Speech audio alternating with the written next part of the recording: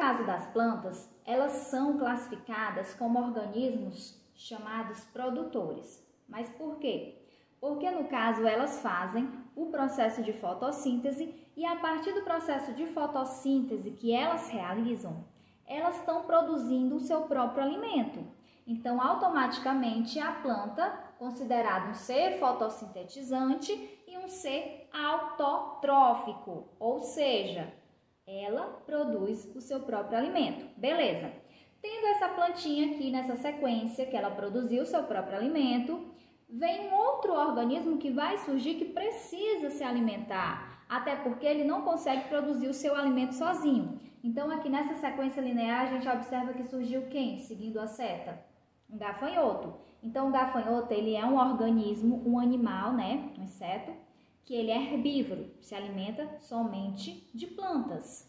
Então, no caso, quando ele surge aqui, nessa sequência, nessa cadeia alimentar, eu digo que ele é um consumidor classificado como um consumidor primário, ou seja, ele foi o primeiro organismo a se alimentar dessa planta, certo? Seguindo essa sequência, eu ainda preciso ter outro organismo que vai surgir e que vai se alimentar desse gafanhoto, porque assim é a lei da natureza.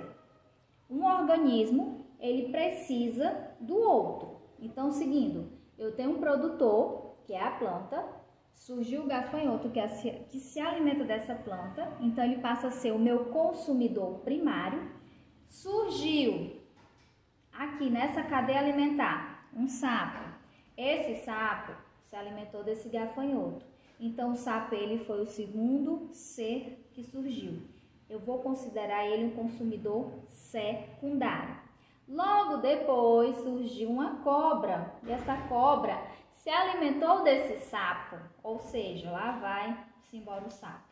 Então, aqui a cobra é classificada como sendo um consumidor terciário.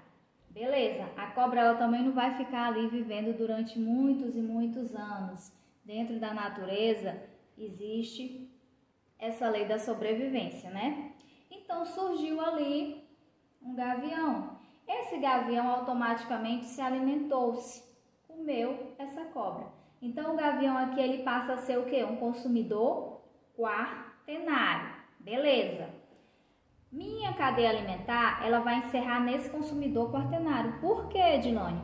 Porque, de repente, não surgiu outro ser para comer o gavião, mas o gavião morreu de velhice. Pronto, bateu as botas. A partir do momento que esse gavião morreu, vai surgir quem? Meus seres decompositores. Esses seres decompositores são quem? Os fungos que estão presentes no solo. Esses fungos, automaticamente, vão fazer o processo de decomposição desse gavião. Edilane, mas por que todas essas setas estão interligadas dos animais relacionados com esse fungo? Para demonstrar que os fungos são sempre os seres decompositores.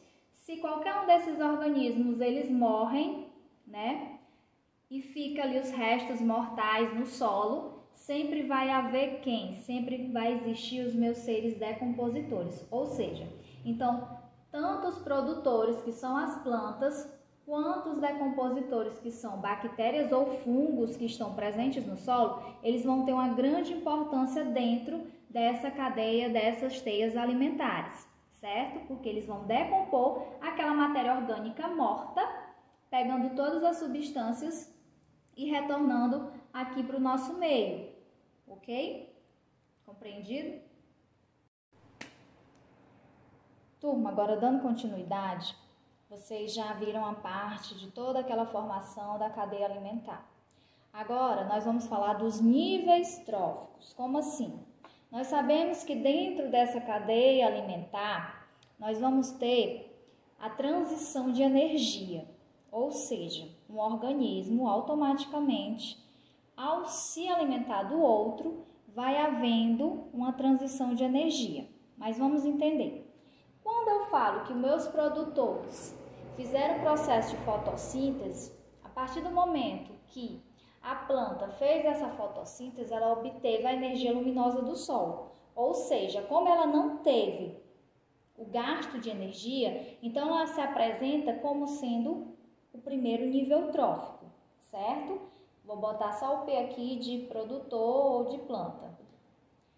Logo depois, o gafanhoto ele vai surgir como sendo o meu segundo nível trófico. Ah, Edilane, mas por quê?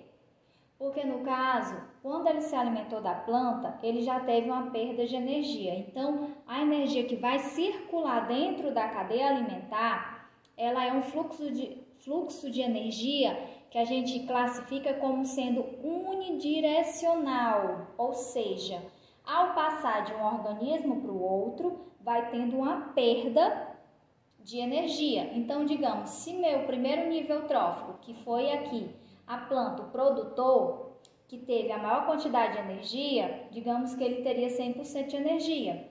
Quando passou para o meu segundo nível trófico, que é o gafanhoto, já teve uma perda de energia. Então, digamos que já veio com 90% de energia, enquanto aqui estava com 100% de energia. O meu terceiro nível trófico vai ser quem? O sapo. Então, já teve outra perda de energia, digamos que veio para 80%. O meu quarto nível trófico surgiu quem? A serpente, né? A cobra. Então, já teve outra perda de energia. E o meu quinto nível trófico seria quem? O gavião, né? Então, aqui já teve mais outra perda de energia. Então, o que acontece? O que eu quero que vocês entendam?